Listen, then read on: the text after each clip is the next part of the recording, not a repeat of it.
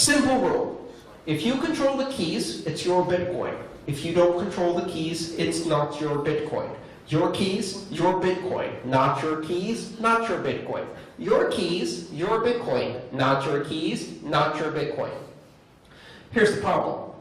A lot of people have no idea how to even start to decide if they actually control the keys. So let me ask you a question.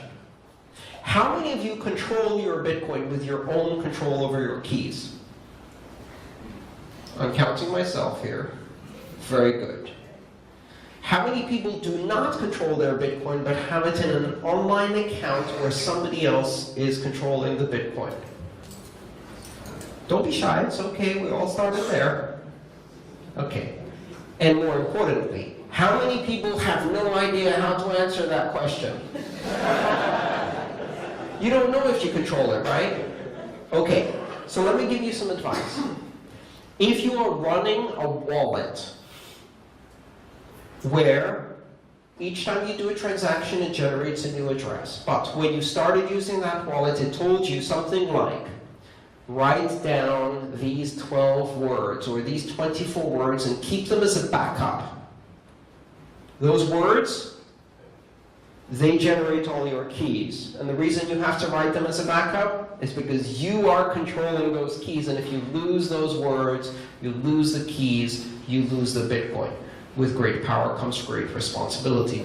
If you have a wallet in which you are asked to write down a backup, you control the keys.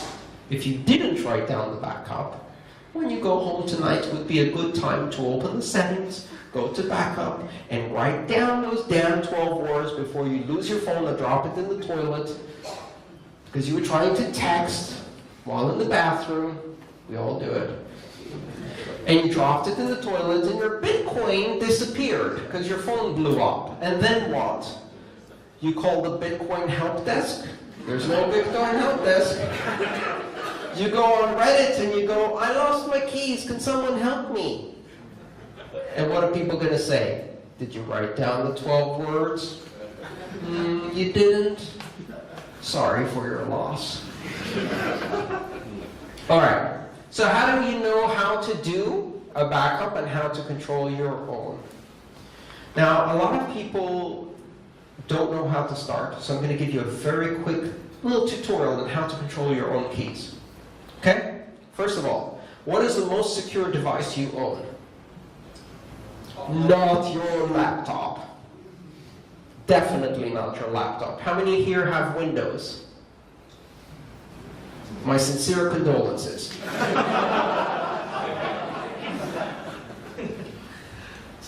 Okay, so you don't own your Windows machines. Your Windows machines are owned by a combination of viruses and Trojans that are controlled by Russian and Chinese hackers somewhere else in the world, but they're not really your machines. They just let you use them occasionally. Do not put Bitcoin on those devices. Right? That's like making a donation to hackers. They have software actively looking for Bitcoin software, and when they find it, they take it. Or they put a keylogger and then wait for you to do a transaction and enter your password, and then they take it. Okay, the most secure device you own is your smartphone. Yes? Android, iOS is the most secure device you own. Operating systems on smartphones are far, far more secure than laptops and desktops, especially Windows. So your smartphone is probably the best place to run a wallet. If you have a lot of money invested in cryptocurrencies or own a lot of Bitcoin, and the word a lot means different things to different people, but if you feel like it's a lot, like if right now I told you your Bitcoin has just been stolen, do you go, I'll get some more? Or do you start crying? Or do you have to have a very difficult conversation with your parents and your spouse about why your kids won't be going to college? So those are variations in the word a lot of crypto, right? If you have a lot of crypto, more than you would be upset to lose, you should buy a hardware wallet. A hardware wallet is a USB device. I can recommend a couple of those. Ledger, Trezor, those are really good. BitcoinTrezor.com, Ledger.com, KeepKey. There's a bunch of others. They're a bit difficult to buy right now because apparently about 1 million people noticed that the Bitcoin price went up and decided to finally join this thing, and then all went out and tried to buy a hardware wallet, so they're out of stock. That's a good problem to have. But a hardware wallet is this little USB device which keeps your Bitcoin keys on a highly secure, special purpose device. Even if your computer is absolutely full of viruses and hackers, you can use that device securely because everything happens on the device and the device itself can't be attacked over USB, or it's almost impossible.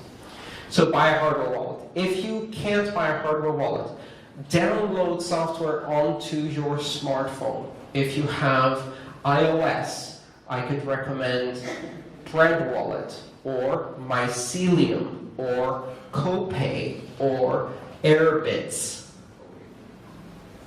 If you have an Android wallet, Mycelium, or Copay, or Airbits.